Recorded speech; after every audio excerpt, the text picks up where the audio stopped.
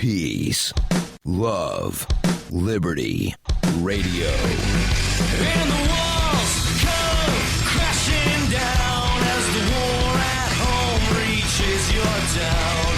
You have no choice, it's safe and clean. We all submit to the war machine. You have no respect. That is what the town manager of Billerica, Massachusetts, told one of the town selectmen after this guy decided that, well, you know, some of these road repairs aren't being done. I'm going to take matters into my own hands. And, well, now not only does he have to pay a fee for cleaning up what he fixed, but he's now facing a couple of criminal charges. The story here comes from Reuters, and they write, a Massachusetts town selectman who painted over faded crosswalks in his town in response to complaints from his constituents was criminally charged on Tuesday for his efforts. George Similaris, a selectman in Billerica, Massachusetts, about 25 miles outside of Boston, said he was tired of constituents asking when the white paint would be freshened up, so he fixed the problem himself. He said he bought cans of green paint, the town's official color, and spent the weekend painting over 6 faded crosswalks. He said, all I heard for months is, when is this going to get done? I got sick of it. And, well, you know what they say, when you get sick of something, take matters into your own hands. Well, police and town officials are now saying that that's illegal, that painting the city street without authorization was illegal, and Similaris was charged with 2 counts of destruction of property, according to police spokesman Roy Frost. Now, I'm curious why he was only charged with 2 counts instead of 6, because he says that he painted 6 of the faded crosswalks. So I don't know if they're considering 3 of the, like groups of 3, like, oh, these 3 are together, so that's 1 count, and then these other 3 are like 4 and 2 or something. Like, I don't know why it's only 2 counts when he admits to having painted 6. But this reminds me, and I'll get into, or rather I'll finish the story here momentarily, but it reminds me of the guy down in Mississippi, and I forget what city or town it was down in Mississippi, to where he was tired of potholes. So he went, and the city that he lived in, I'm presuming he still lives there, I don't know for certain, but they had materials, like, I forget exactly what it was, but basically like tar and patch sort of stuff. He took city materials and went and fixed these potholes, and, well, he wound up getting charged with some sort of making improvements to city property without a permit sort of charge. And it just goes to show, and this somewhat relates to a conversation that I had via email with my dad earlier in the day, where he was asking about if I ever look into like the aging infrastructure sort of thing. He read a report that there was somewhere that 75% of the water in this particular city is being lost due to cracks and holes in the pipes that deliver the water. And I said, well, in a lot of these cases, you have either a government bureaucracy or a monopoly that is only a monopoly because of, government permission slips and government granting them a monopoly. You have these entities that have no real reason to update any of their stuff because, oh, you want water? What are you going to do? Call some other company? Yeah, that's not going to happen because we're the only people you can get your water from. Oh, you want electricity? What are you going to do? Call somebody else? We're the only people you can get electricity from. And yes, I realize in a lot of places you can, call up a different person to, send you the bill for the electricity, but it's really, just like the same people that are delivering it. Like there's not new lines getting run. Like it's the same sort of thing. You're just picking and choosing who you get your bill from. Or it might be you get the bill from the same place, but they list that the electricity originates from somewhere else. But there's no real incentive for a lot of these agencies to wind up improving because they have basically a captive customer base. It's kind of like going to the movie theater and complaining about the overpriced drinks and overpriced snacks. What are you going to do? Go somewhere else for snacks in the movie theater? They've got big signs that say you can't bring your own, and of course, like they don't check to make sure that you're not bringing your own snacks, but if you do, then, if they catch you, then I'm sure something happens. I don't know what, but, like it's that captive customer base, so there's no incentive to provide a better service. So, similar sort of thing with the guy that was fixing the roads. He wound up getting criminally charged for doing something that the government officials weren't doing. In this case, it was one of the selectmen, which is basically the town-level version of city councilor. He went out, painted the sidewalks, bought the paint himself, or not sidewalks, the crosswalks, and now he's facing criminal charges. And according to the town manager, John Curran, the city was in the midst of, or rather the town was in the midst of a $400,000 pedestrian safety project that requires, get this, digging up the street, including some of the crosswalks. And he said that they were slated to be repainted once construction was complete. Now, I'm not sure why you need to dig up the street for a pedestrian safety project, but, they said, well, we were going to do it, but you went ahead and did this. So now, Mr. Similaris, you must pay us $4,000 to clean up the paint that you put down because some of the paint chipped and smeared. Town manager Curran said his job is to uphold the laws, not break them. He has no respect for the governmental process. Actually, Mr. Town Manager guy, his job is not, as a selectman, is not to uphold the laws. His job is to vote on local ordinances, not to uphold the laws. That would be the executive branch, which would be basically the police. Although I have heard that, and I don't know if it's like this in Massachusetts, but in New Hampshire, there are some municipalities where they have town meeting. So basically the people that show up on town meeting day are considered the legislative branch. The people that are the selectmen are considered the executive. So if it's that way in Massachusetts, then maybe his job is to uphold. But still, when it's a stupid law, then it should not be upheld. And I'll talk more about stupid laws and not upholding those a little later in the show. Similaris defended his actions, saying, quote, "I'm just trying to do right by the people in my town. I didn't think I was intervening in other people's day-to-day activities or doing anything wrong." And speaking of doing anything wrong and laws that should not be upheld, I'll touch on that in the next segment here on Peace, Love, Liberty Radio.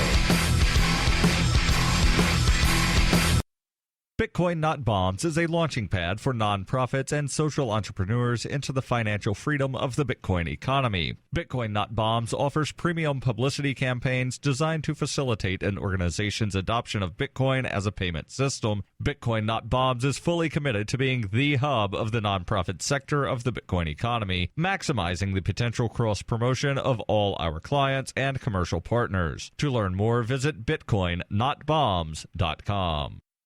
You can support FPP Radio by shopping online. Whether you're looking for precious metals, bitcoins, or books, you'll find that and more at shop.fppradio.com. Every purchase you make from one of my affiliates, like Namecheap, ExpressCoin, and Amazon, at shop.fppradio.com helps fund FPP Radio. Or you can shop directly from FPP with Bitcoin in the Bitcoin store. That's shop.fppradio.com.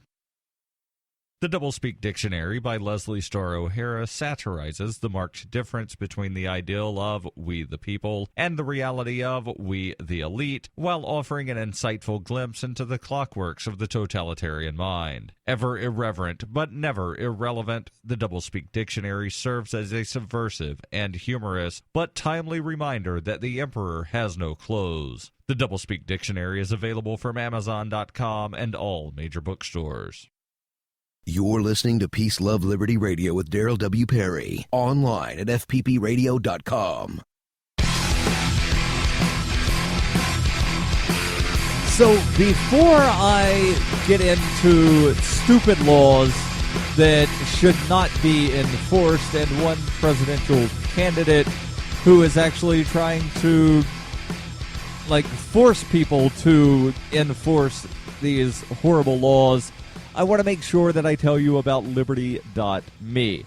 And recall a few weeks ago I said about the referral code FPP Radio, and there were issues with that. Well, I finally found out what had happened. Apparently referral codes were taken away, so I no longer get incentivized for you to join, but you get an incentive to join if you use code FPP Radio. You save 10% off your membership at Liberty.me. Liberty.me, it's more than just a social networking site. So, yes, of course, there's the Facebook sort of aspect to it where you can post statuses, join groups, and things along those lines. There's also forums. There are free ebooks that you can download, which is not something you get from most social networks. There's also the publishing aspect. So there's WordPress blogs that you can associate with your account there on Liberty.me. Again, not something that you're going to get from Facebook or any other social network. So check it out, Liberty.me. Use referral code FPP Radio and save 10%. So there's an article here from Reason.com about a particular presidential candidate who has introduced legislation. That means that, yes, he's a sitting member of Congress. He's actually a current senator. Has introduced legislation that would essentially prohibit sanctuary cities. And what sanctuary cities are is basically San Francisco is a good example, to where the mayor and city council in San Francisco have said, we are not going to enforce immigration laws within the city limits of San Francisco. Our police are being told not to go after and try to hunt down people that might be in the country illegally. So if somebody is an immigrant and they're, not here with the proper documents, come to San Francisco, we're not going to try to hunt you down. And I look at this in the same sort of way that I look at some of the sanctuary areas from back in the 1850s. And you might be asking yourself, how does a sanctuary city from undocumented immigrants equate to any kind of sanctuary city that existed in the 1850s? Well, in the 1850s, there was such a law called the Fugitive Slave Act, meaning that if someone was an escaped slave and they ran away, there were some, definitely was not super popular or whatnot, but there were some places that these fugitive slaves could go, and they would be essentially free from the Fugitive Slave Act, to where various places that we are not going to enforce this. The state of Wisconsin actually passed legislation saying that we will not enforce the Fugitive Slave Acts within the state of Wisconsin.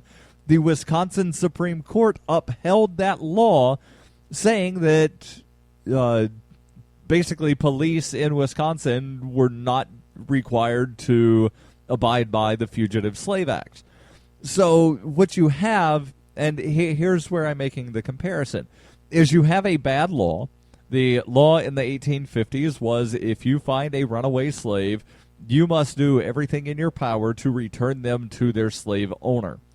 And now there are laws saying if someone is in this country without having jumped through all of the ridiculous hoops and hurdles that are placed before them that are extremely costly, then you must notify law enforcement, and law enforcement must make every effort to return them to their home country because they haven't dotted all the I's and crossed all the T's and dotted all the lowercase j's and whatever else. And they, most importantly, they didn't give us our money.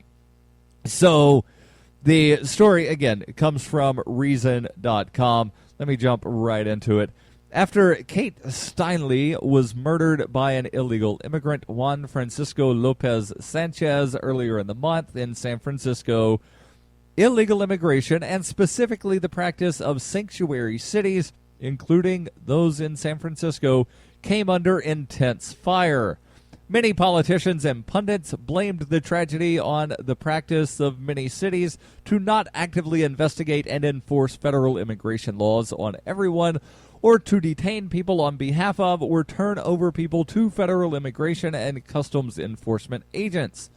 Had Lopez Sanchez been turned over for yet another deportation, the claim is that Steinle would still be alive.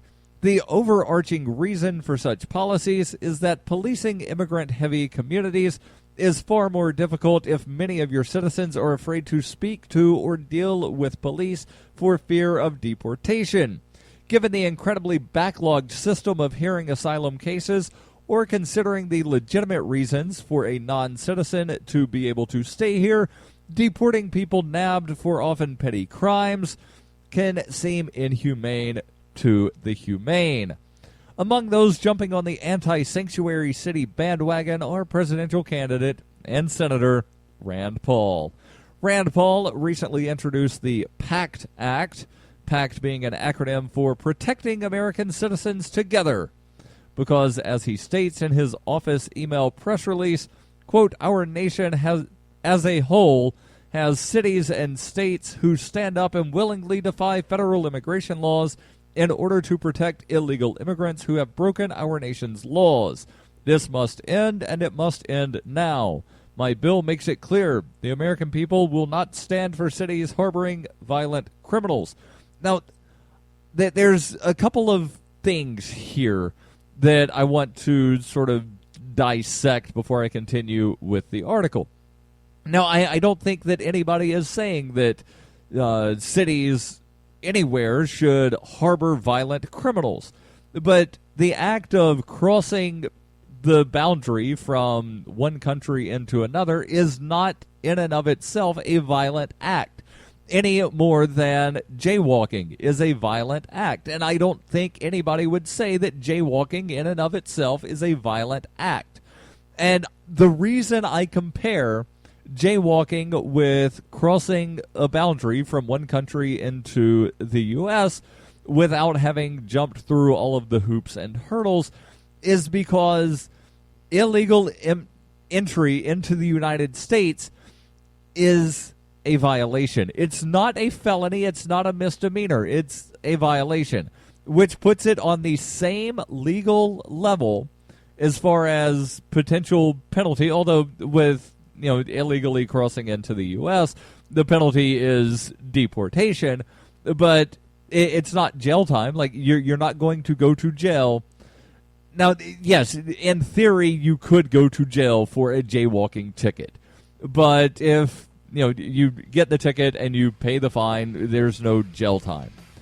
So that's the reason I compare jaywalking and crossing a border without proper documentation, is they are very similar. They're both violations. I'll continue with this when we come back on Peace, Love, Liberty Radio.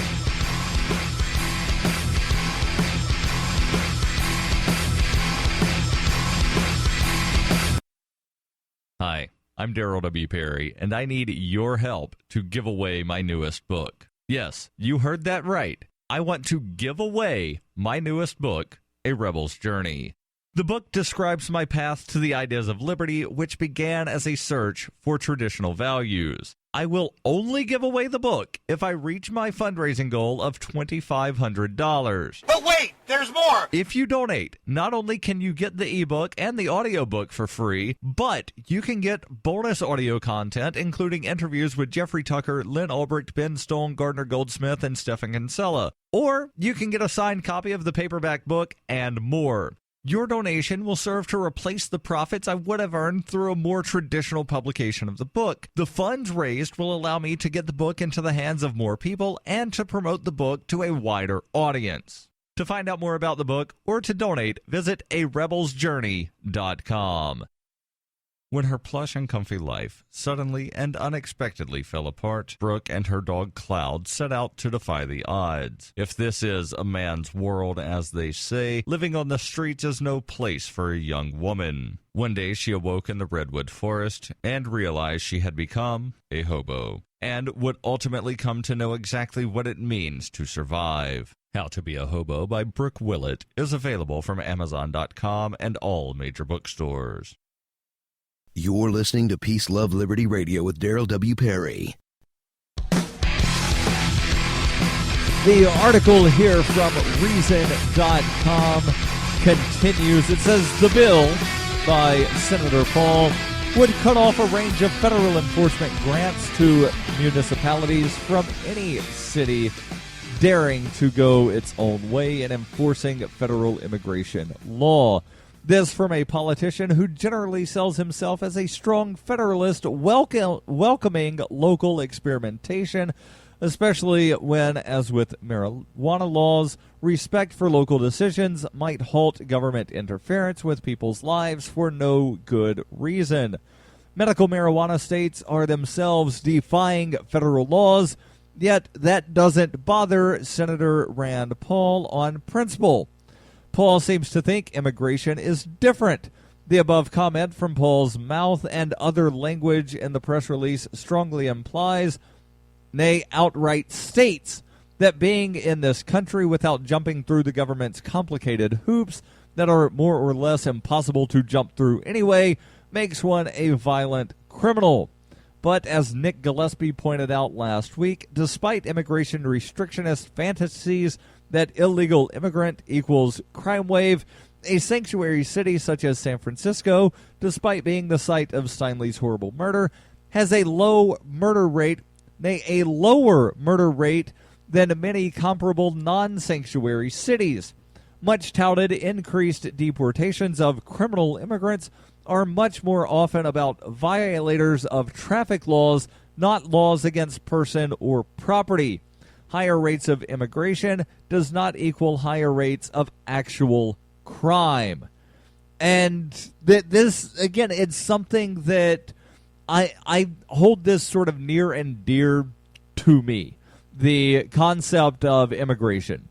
And the reason is because, like, the way I sort of came about in my thinking on the libertarianishness of immigration laws was through studying history. That's pretty much how I came to libertarianism on everything, was studying history, not reading philosophy and realizing that, you know, like, this makes sense from a purely philosophical standpoint, which it does, but I looked at things from what did the laws used to be? And if there used to be no law, then why do we have all of these hundreds of laws now? Sometimes there are thousands. And in the case of immigration, now I'm definitely not a constitutionalist by any stretch of the imagination, but since that's the document that was written supposedly to restrain the federal government, let's look at that for a moment. And there's nothing in the Constitution that grants the Congress any ability to regulate immigration. Now, it does say that Congress shall have the authority to set a uniform system for naturalization, which is slightly different than immigration, because naturalization is basically, here's a uniform process for citizenship. But with immigration, like the two have sort of become synonymous in a lot of ways. And, well, there's absolutely nothing about immigration in the Constitution, which means that as far as I'm concerned, there should be no federal laws against immigration or prohibiting or restricting or regulating immigration. There should only be, again, if we're to follow the document that is in place supposedly to restrict what the federal government does, there should only be a uniform process for naturalization. But what we have are basically different sets of rules for people from every country on the planet, and sometimes the rules even vary depending on what sort of talents the person has. So, for instance, a scientist gets put to the front of the line. Doesn't matter where they're from. You're a really smart science guy. You want to move to the U.S.? Okay, front of the line. You're really good at sports? Okay, front of the line. Doesn't matter where you're coming from. You're just some guy that is a hard worker and wants to support your family. Depending on what country you come from, depends on the process that you have to jump through to get here. If you're from a lot of the African countries, you enter a lottery. If you're from Canada, then there's a different process. If you're from South America, there's a different process, especially if you come from a country that already, quote-unquote, sends a lot of immigrants to the U.S. So there's this varying process, and it costs a lot of money depending on where you're coming from. It costs a lot of time because you have to make sure that all of your documents are in order. You have to have interviews at embassies, and all of this other stuff goes into it. So it's not easy, and it is no wonder that people just decide to, you know what, screw it, I'm going to go to America anyway without jumping through the hoops and hurdles. It's like, again, jaywalking. You sit there and you're looking, the lights already changed like 5 times. There's no traffic coming one way. You're tired of pushing the little button. All the cars are going straight. Nobody's making a right turn or a left turn onto whatever street you're trying to cross.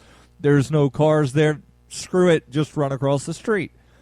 It's a very similar thing, only instead of getting to the other side of the street, we're talking about getting to the other side of basically a line drawn on a map to where you can try to have a better life for yourself. And there's an article that was written by Lee Wrights a couple of years ago basically saying that undocumented immigrants are essentially nullifying a bad law. They are committing what is essentially the ultimate act of civil disobedience. The story here from Reason continues. It says, it's curious for Rand Paul or any Republican to get outraged in this case that laws exist that, if more toughly enforced, could potentially have saved a life, even though in the staggeringly vast majority of cases, enforcing deportation laws would save no life, but merely bedevil or harm someone trying to peacefully live and sell his labor or services to others. Curious because when similar logic is applied to gun laws, the constant cry to toughen existing laws about who can obtain and how, whenever a rare outlier uses a gun to kill, Paul and other Second Amendment defenders recognize that a far-off chance of preventing some unpredictable crime is not a sufficient excuse to waste government resources and restrict the lives of peaceful people. Anyone who respects liberty more than they respect the law should recognize that the logic is as foolish in the case of immigration as it is in the case of gun laws. So far, actual sanctuary cities don't seem inclined to use Steinle's murder as an excuse to change their policies, minus the sort of federal threat that Senator Paul is advocating. A report from USA Today shows the practice of holding people in jail on ICE's behalf, ICE being the Immigration and Customs Enforcement, might not be entirely legal anyway. The report says Johnson County, Kansas Sheriff Frank Denning points to a U.S. District Court decision out of Oregon from last year that ruled in favor of a woman who is incarcerated for 15 days solely on a request from ICE. There was no judicial order or warrant. The link will be in the show notes so that you can read the full article. Don't forget, every Wednesday's the Ask Me Anything, AMA at FPPradio.com.